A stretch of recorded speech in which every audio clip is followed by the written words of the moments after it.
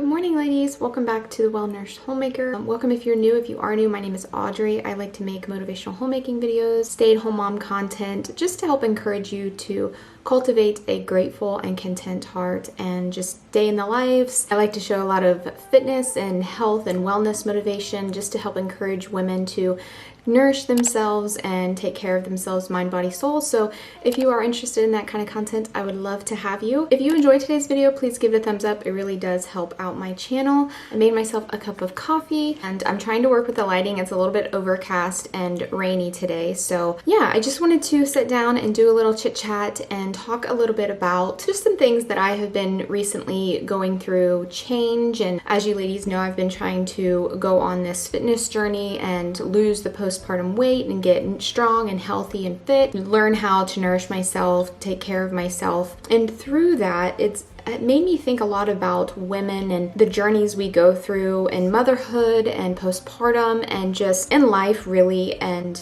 I know there's a little trend going around about like women in their 30s thriving, and I thought I would discuss a little bit about my own experience and what I've been through. I'm sure we all have heard the term about when people say, oh, she let herself go. So I want to talk a little bit about that and just about self-assuredness, self-confidence, self-worth, the inner narrative that we talk to ourselves each and every day. And I just really wanted to talk about something that all of us women go through at one point in our lives: our self-development, our emotional capacity, emotional maturity, our inner dialogue, things like that. So grab yourself a cup of coffee or tea and put your earbuds in, do a little bit of homemaking around the house, and let's just go and get started. I wanted to talk about was the idea we hear someone say, or we ourselves experience or are going through a season in our lives where we have let ourselves go. And yeah, we're just gonna dive in a little bit about why that is, what can we do to nourish ourselves back to health, take care of ourselves, mind, body, soul. So I think culturally there's like this growing recognition that a woman in their 30s, that it can be a decade of like becoming and growing into herself. Minnie, sorry.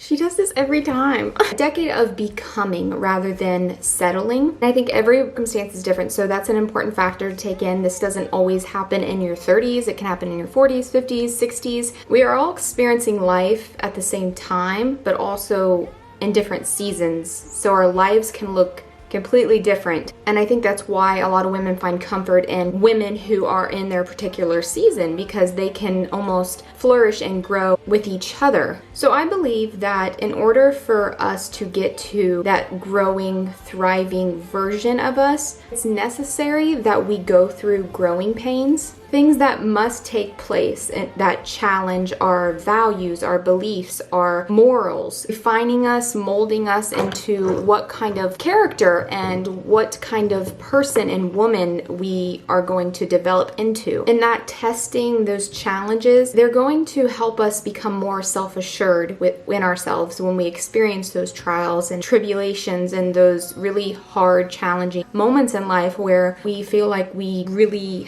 there's like no point and we are at the lowest of lows. And it's in those moments where, as they say, see what you're truly made of. The refining, the pruning, the molding, the sculpting is very painful, but again, necessary in order for us to discover who we are, build that self-confidence of who we are. It takes challenging your limiting beliefs, correcting your attitude, working on your innermost deep intrinsic thoughts and negative thoughts, intrusive thoughts, and cultivating that like healthy growth, emotionally mature mindset. And for me personally, because I am Christian, I try to cultivate like a Christ-like mindset. And there's a scripture at James where he talks about consider it joy when you meet with like all these trials, and it's testing the quality of your faith, and that quality produces endurance.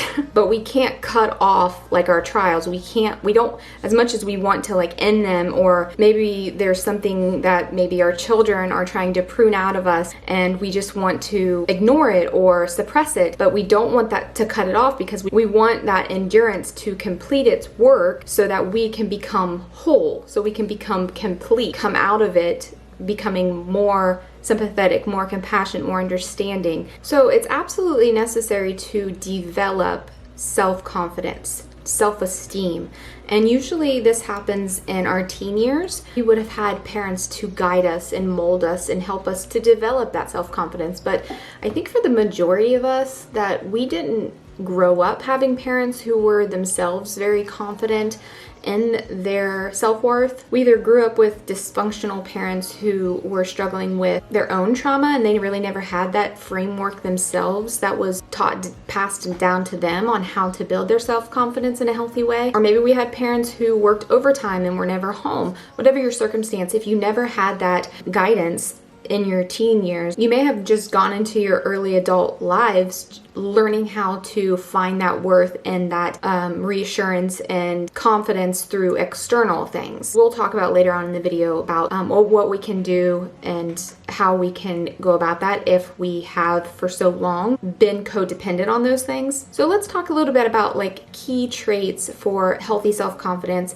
I apologize if I look up a little bit to look at my notes, but the first one being have a realistic self-view. You know your gifts, but you also know your flaws without exaggerating either of them or being in denial. You're open for growth and feedback, not paralyzed by criticism, or you get puffed up with pride when maybe somebody gives you a compliment. Self-worth is not fragile, meaning you believe you are valuable simply because God created you, are made in His image, so that right there means that you are valuable. Another key trait for like a healthy self-confidence and self-esteem is that you have the courage to be yourself. You're not fearless, but you move forward anyways. You continue to show up for yourself. You don't put your light underneath, so to speak, like that scripture says, underneath your bed and to hide your light. You have that courage to maybe be a little bit made fun of, maybe get rejected. You don't let fear, failure, rejection define your choices or dictate how you're going to be. You don't,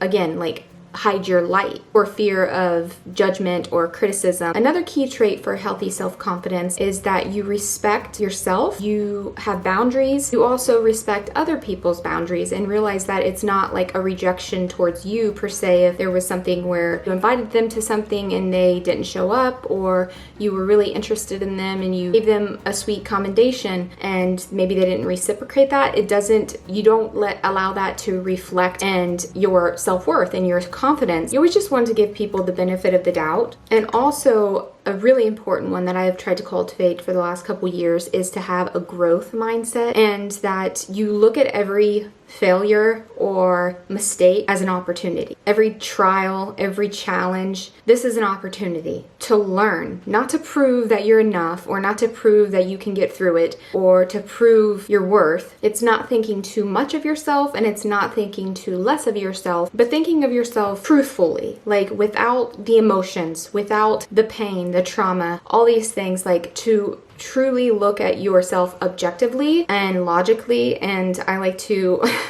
get my husband's thoughts on these because men are very much like objective and operate out of logic and reason. So it's nice to, if you are fully, entrapped in your own emotion or emotional turmoil, to get your husband's thoughts or a man's perspective on it can really help. I like this scripture at Galatians 6:4. It's so crucial, especially if you do social media, if you're a consumer or if you are a creator. Anytime you're feeling like you lack a little bit of confidence or your self-worth is being tested, it's at Galatians 6:4 and it says, "But let each one examine his own actions." It says he will have cause for rejoicing in regard to himself alone and not in comparison with the other person. And I just love that scripture because anything that starts to grow in our heart that is breeding discontentment or dissatisfaction or grumbling or complaining, it's all about looking at maybe something somebody else has that you want or something that you don't have that you wish you had, and just always that comparison. And it's just beautiful that this is in the scriptures because he knew that this is something that we're just going to struggle with. But as long as we examine ourselves, compare ourselves to the person we were yesterday, to the person we were a year from now, we're going to have that cause for rejoicing because we know if we have that growth mindset, we're going to be like, wow, look, I've overcome, this certain trait, personality flaw. And it's really insidious because it can stunt our growth and it can keep us stuck. And it's just very dangerous. So always compare yourself with yourself, and it will really help you shy away from like envy and jealousy and just bitterness and just all those things that can really take a toll on your heart and on your mind and soul. So this confidence actually requires us to grow into emotional maturity. If you're emotionally mature, you're going to be able to come up against and handle difficult moments, difficult circumstances without becoming unhinged or without becoming unbalanced. You're going to be able to handle irritation without losing your temper. You don't become easily depressed or easily offended. And actually, the term mature has the meaning of being fully grown, completely developed. It is the condition that at times is described in the Bible as complete.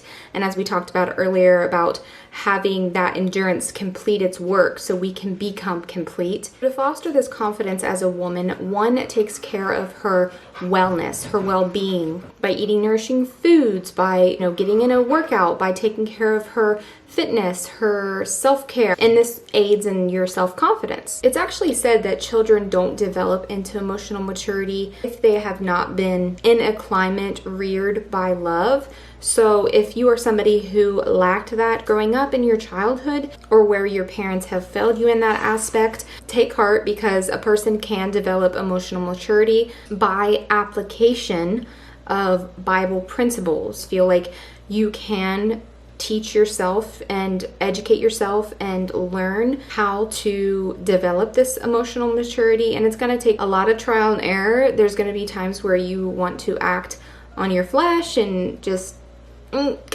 but that's how we grow. That's how we allow endurance to take form, and we accept our flaws and we seek it as an opportunity to, what could I have done differently? What could I have done better? How could I have reacted differently? And trying, and don't give up, and don't become so despondent with like negative self-talk that you give up trying. So there's several factors that someone can come up against that can make it hard for them to have self-confidence. So there's 5 here that I have.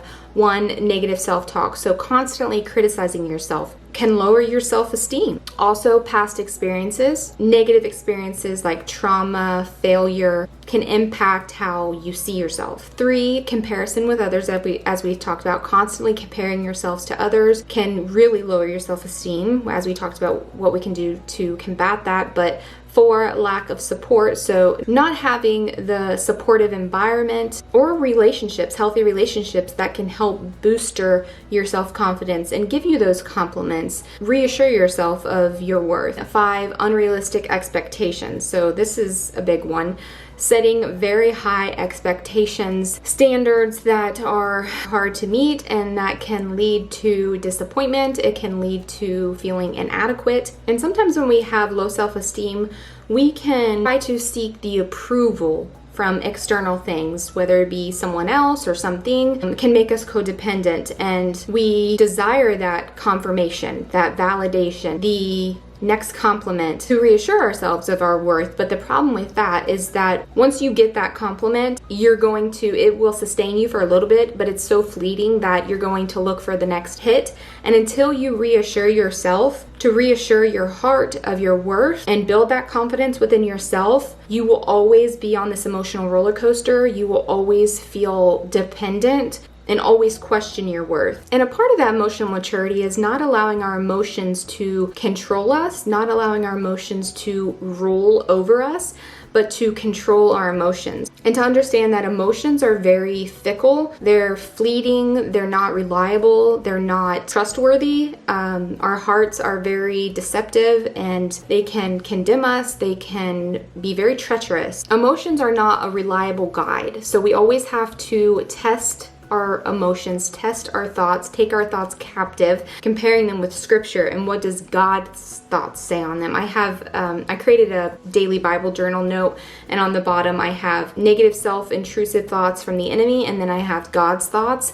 And it's so important when we have these negative emotions or sadness or anger or bitterness, resentment, all these negative low emotions, we always have to compare them with what scripture says, and not to believe every thought and emotion that comes into our mind, and just to allow them to, okay, that was weird, that was a thought, okay, I'm not going to give it any more fuel, I'm not going to give it any more energy. Or what you feed grows. A way I think we can help deal better with our emotions when we come against disappointment, or we're just struggling, just to confide in a close friend. We can journal, prayer, mindfulness, which means thinking about your thinking, thinking about the thoughts that you're thinking throughout the day, being conscious of them. What's your inner narrative, as we'll talk about. Just things like that can help re-regulate us and to reset us and to recenter us, is doing those things. Also, something that can affect our self-worth and confidence,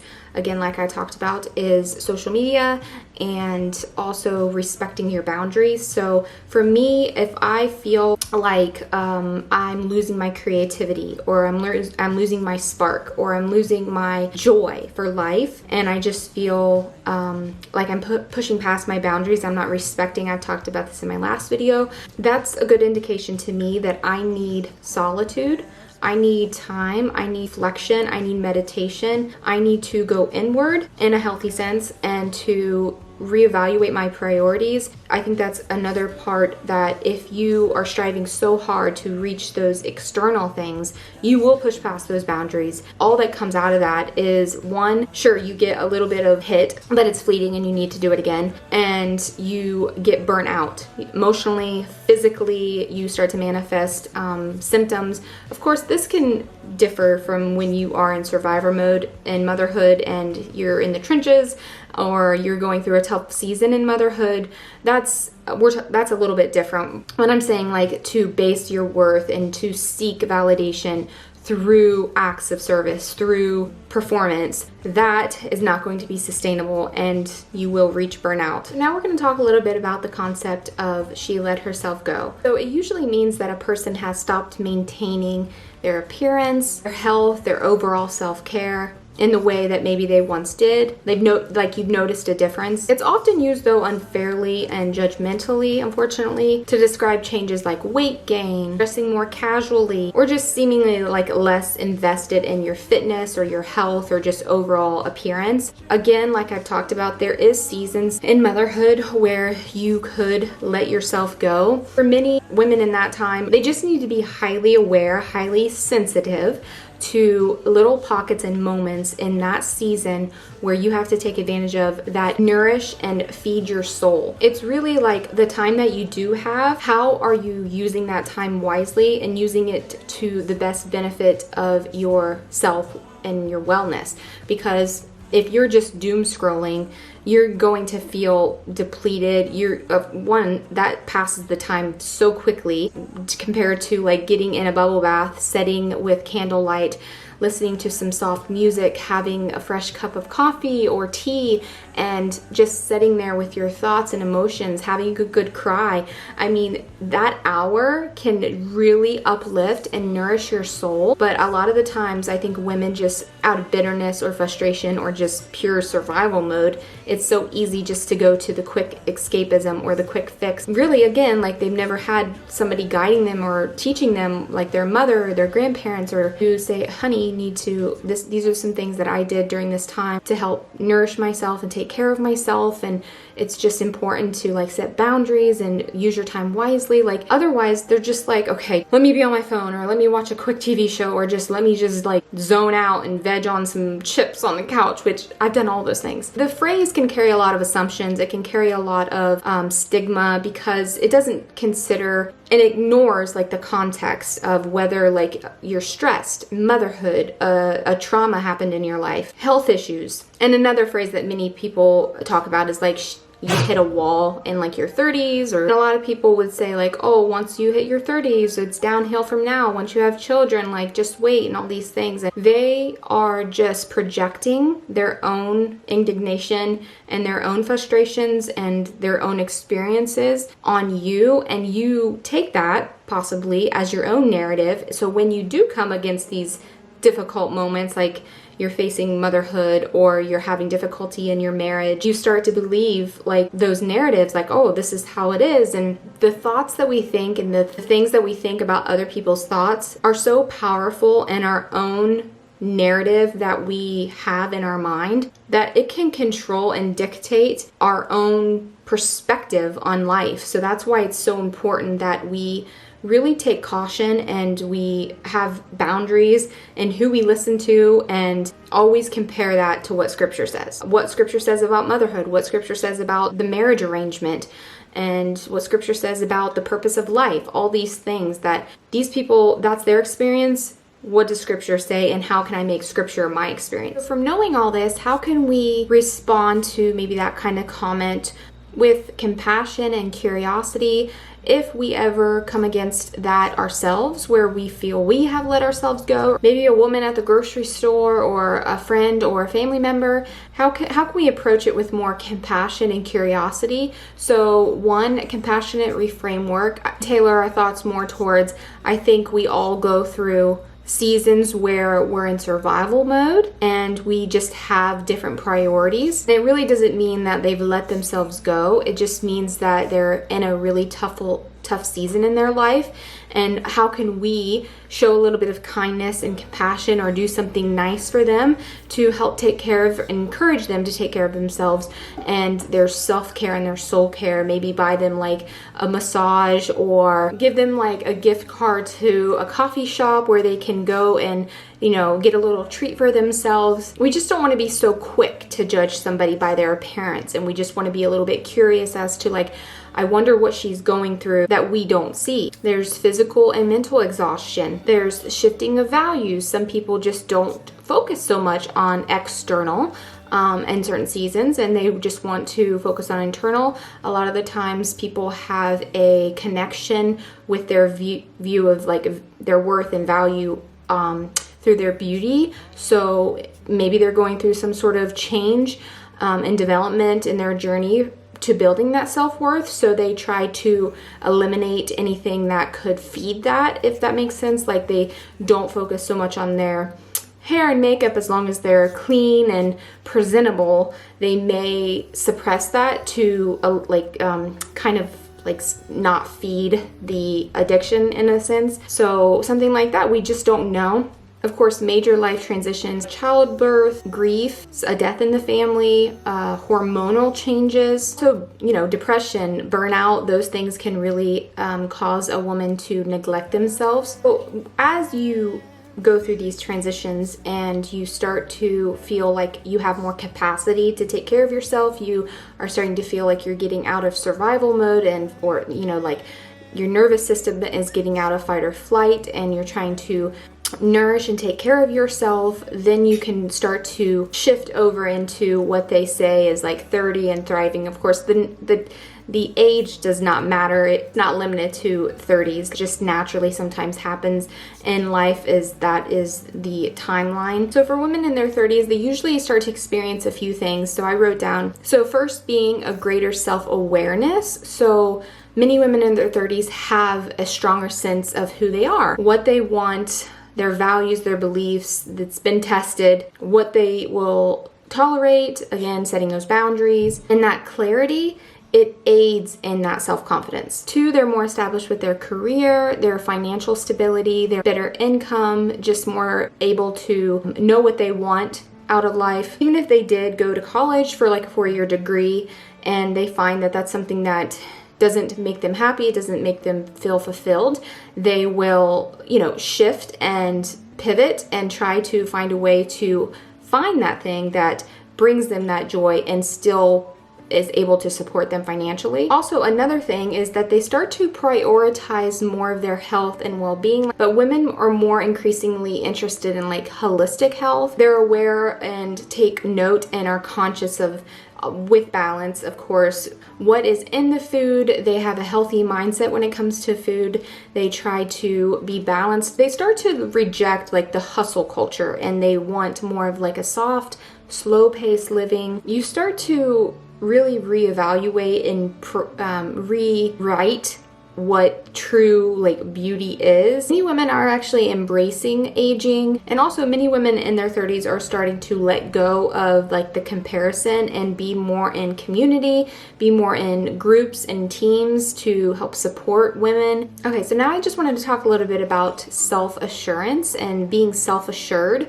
And I think once we go through all these transitions and we grow in our confidence, we become more self-assured, more self-aware. Usually more in your 20s, you're trying to discover like who you are and to be yourself. So being self-assured means you have this quiet confidence without needing constant approval or validation from others. So it shows up as speaking your mind, but doing so with kindness, handling criticism without crumbling. You feel more secure in who you are. It's not arrogant or being loud. It's a grounded, steady belief in who you are. But I do think there is a caution, because trying to reclaim this self-assurance, many women swing hard in the other direction, rejecting vulnerability, dismissing support, or developing a sense of strength, but it's actually like a self-protective mechanism. So it's this harsh femininity where they're operating out of like masculinity, but almost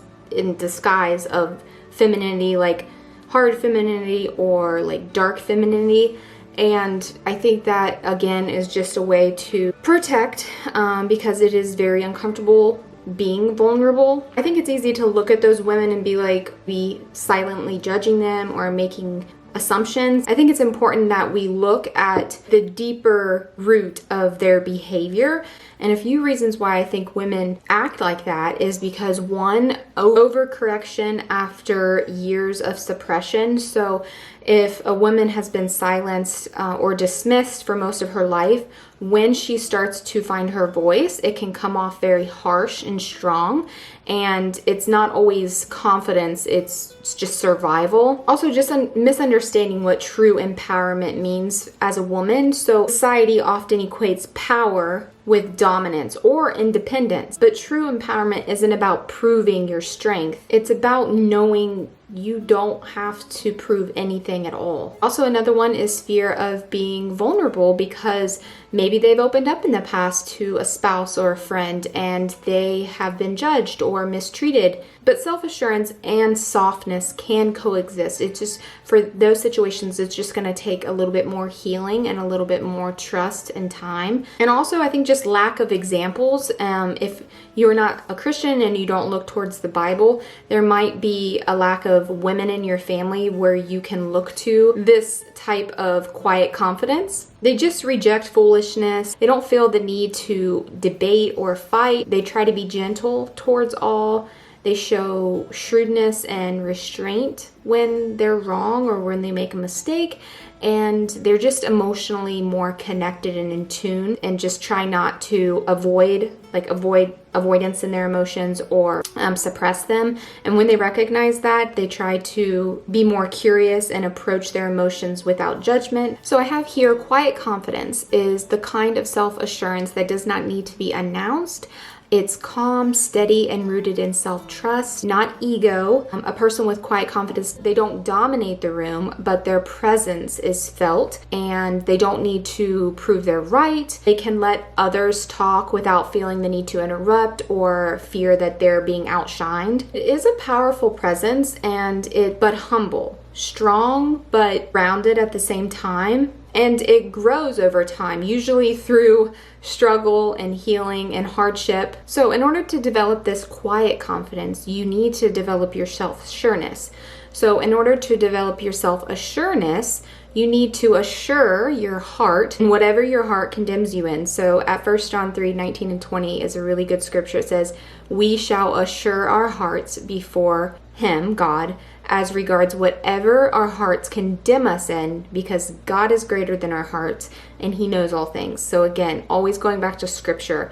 And whether we feel it or not, we have to try to make our minds over and to really uplift and unroot those strongly entrenched things and those belief systems and replace it with truth. Building my confidence and building my self-assuredness, it almost felt like coming home to myself when now I would receive comments from like my husband or a sweet comment from a friend. It's not something I need. It's just that. It's a nice compliment. It's certainly nice to be noticed when you are putting in that hard work and people do notice, but it's not something that you feel if you don't have that you become emotionally unglued, and it takes, time to develop that and to prove to yourself and to build that. But when self-assurance becomes negative, it can show up as like refusing feedback, believing that you're always right, dismissing others' feelings, mistaking emotional attachment for strength, and overcompensating confidence that actually hides insecurities.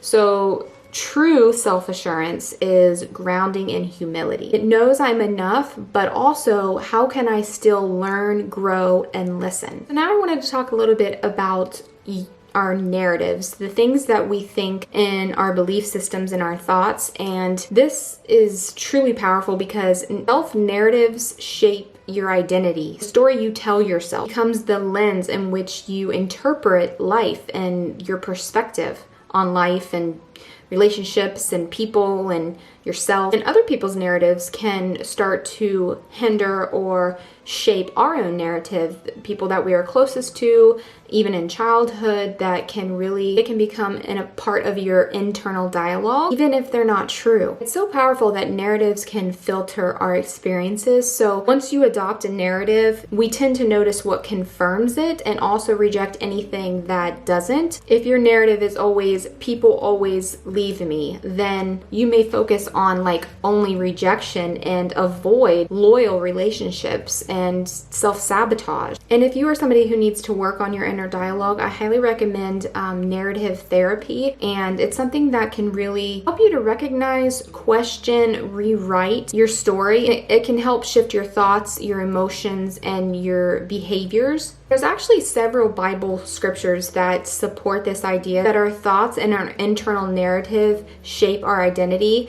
And there's a few scriptures here. One at Proverbs 23:7, it says, "For as he thinks in his heart, so he is." So meaning your inner thoughts shape who you become. The belief that you carry, true or not, defines your identity and then your actions. Another scripture is at Romans 12:2, and it says, "Do not conform to the pattern of the world, but be transformed by renewing of your mind. Then you will be able to test and approve what God's will is, his good, pleasing, and perfect will," meaning true transformation happens when through renewing of your thoughts and reframing and replacing those negative thoughts with new beliefs. So this is one of my favorite scriptures, and it's in the article that I've talked about many times about attitude makes a difference. It says, "Whatever things are true, whatever things are noble, whatever things are right, pure, lovable, admirable, good, praiseworthy, excellent, consider these things." So just meaning that what we choose to dwell on shapes our hearts and minds. Choosing life-giving, hope-filled things and thoughts and being more positive than pessimistic forms that healthy internal narrative. Also, a couple more that I love. "A joyful heart is good medicine, but a crushed spirit saps one's strength." Another one, "If you become discouraged in the day of distress, your strength will be meager." Pessimism will sap your strength physically. So to improve that situation, to gain that energy back, you have to change your thoughts first. Another one, "All the days of the afflicted ones are bad, but the one with a cheerful heart has a continual feast." So what that means is if you see everything negatively, then you will feel afflicted every day, and every day is going to appear bad or gloomy. But if you focus on the positive, you will have more of a cheerful heart and even feel joyful. And I know oftentimes when we go through hard times, we feel out of control because we're not in control of our circumstances. And that can make us feel out of control. And we can start to adopt that victim mentality. But the truth is that we do have control. We do have the power. We do have the choice. And I know when I was going through like difficult times, and this would be something that when I would study, and I feel like he was like slowly trying to softly tell me that it is my choice and I do have control. It'd be like this resistance because I didn't want to hear that. I just, no, it's not fair, it's not just, this is out of my control. But once you start to truly get out of that victim mentality and that bitterness, and you start to realize like you can exercise that muscle in your mind and to slowly try to rewrite that narrative and to redirect those negative thoughts, you do get like a sense of empowerment. I think in conclusion, if you do experience or if you have experienced trials in your life, try to, again, look at this as an opportunity to better aid you in growing in your womanhood. And truly what you focus on, what you feed grows. And I wanted to share a little story. It's a Cherokee legend, and there's a grandfather talking to his grandson, and he was telling him a story, and he was telling him that there were these two wolves that were fighting back and forth. One was good and one was bad. And the little boy said, "Who's gonna win?" And the grandfather said, "The one I feed." And we know that a strong army marches to the beat of his belly, which meaning if he's well nourished, that army is most likely going to win the battle. So we just have to constantly feed ourselves with good positive thoughts, scriptural truths, principles, and just to really win the war in our mind. And that's what I encourage you ladies to do, is as you develop your self-confidence and your self-assuredness, and to reframe that narrative in your mind, and to really grow in your womanhood, and whatever trials you go through survival mode, motherhood, marriage, that you can always look to scripture to help combat those struggles. You can hear my kids in the background trying to get in. Dad is watching them, but I think that they've hit their limit. So I really appreciate you being here, and I hope you enjoyed today's video. And if you did, please give it a thumbs up, and I hope to see you all in my next video. All right, bye.